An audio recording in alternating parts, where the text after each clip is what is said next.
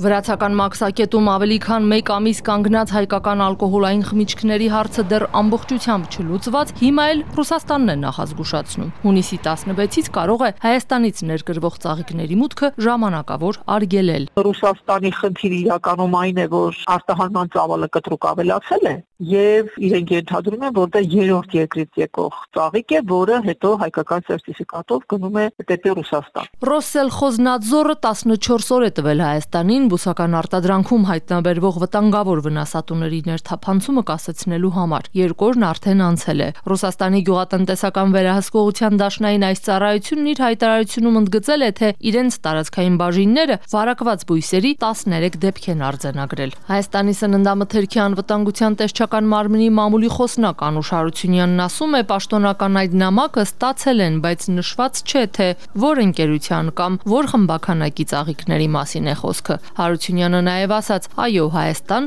երրորդ երկրից ծաղիկ ներկրվում է, բայց ծավալները այնքան քիչ են, որ բավարարում են մեր երկրում սպառմանը։ Ռուսաստան գնացող ծաղիկը հայկական ծաղիկն է։ Ռոսսելխոզնադզորն իր պաշտոնական հայտարարությունում չի նշում արձանագրած այդ 13 դեպքերով ինչ է արել։ Ապրանքը հետ է ուղարկել, ոչնչացրել է, մուտքը կասեցրել է, թե այդուհանդերձ ծաղիկները հասել են ռուսական շուկա։ Ռոսսելխոզնադզորի տվյալներով 2025-ի առաջին 6 ամիսների ընթացքում Հայաստանից Ռուսաստան արտահանված ծաղիկների ծավալը հասել է 52 միլիոն հատի, ինչը գրեթե 50%-ով գերազանցում է նախորդ տարվա այս ժամանակահատվածի ցուցանիշը։ Ռուսաստանի վիճակագրական ծառայության տվյալներով էլ նախորդ տարի Հայաստանը Ռուսաստանին ծաղիկ մատակարարող հիմնական երկրներից մեկն է, Նիդերլանդներից հետո երկրորդ տեղում է։ Այդուհանդերձ Ռոսսելխոզնադզորը պաշտոնական նամակով կոչ է արել խստացնել վերահսկողությունը արտահանման ուղղությամբ։ Ծառայությունն ընդգծել է վարակված բույսերի 13 դեպքերը եւ մի շարք այլ խախտումներ կասկածի տակ են դնում Հայաստանի ֆիտոսանիտարական հսկողության արդյունավետությունը։ Այդ մասով ուսումնասիրությունները արվում են, ռուսական կողմի հետ հասկանալ ինչ խնդրի առջև են կանգնած։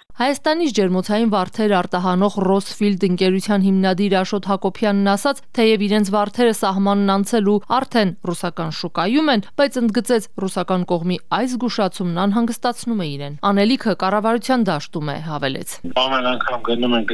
դառնում այդ բողոքով են հարցը լուծում ստանում։ Մենք էլ չենք կարող հասկանանք ոնց է որ լուծվեց, ինչի է խնդիր առաջացել։ Ամեն դեպս մենք չի որ հատուկ այս անգամ վնասատուները շատացան կամ դիտավորյալներ ուզեցին նույն բանն է, ճիշտ է, նույն ծաղիկն է, նույն ջերմոցներից։ Ինչ վերաբերում է շուրջ 50 օր վրացական մաքսակետում մնացած հայկական կոնյակին, էկոնոմիկայի նախարար Գևորգ Պապոյանն աշխատանքային օրվա վերջում ազգային ժողովում հայտարարեց, այսօր արդեն 52 մեքենա վրացական սահմանը հատելու ու Ռուսաստան մտնելու թույլտվություն է ստացել, բայց դեռ 72 բեռնատար շարունակում է մնալ Վրաստանում։ Պապոյանն ասում է, խնդիրը լուծվել է Հայաստանի կառավարության միջամտությամբ։ Վաղն էլ իր վրացի գործընկերոջ հետ նաև այս հարցը կքննարկի։ Վրաստանի գյուղատնտեսության շրջակա միջավայրի նախարար վաղ ժամանի Հայաստան, որպեսզի այս եղած պարտավորությունները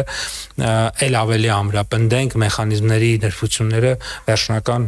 ֆիքսենք, որպեսզի process-ը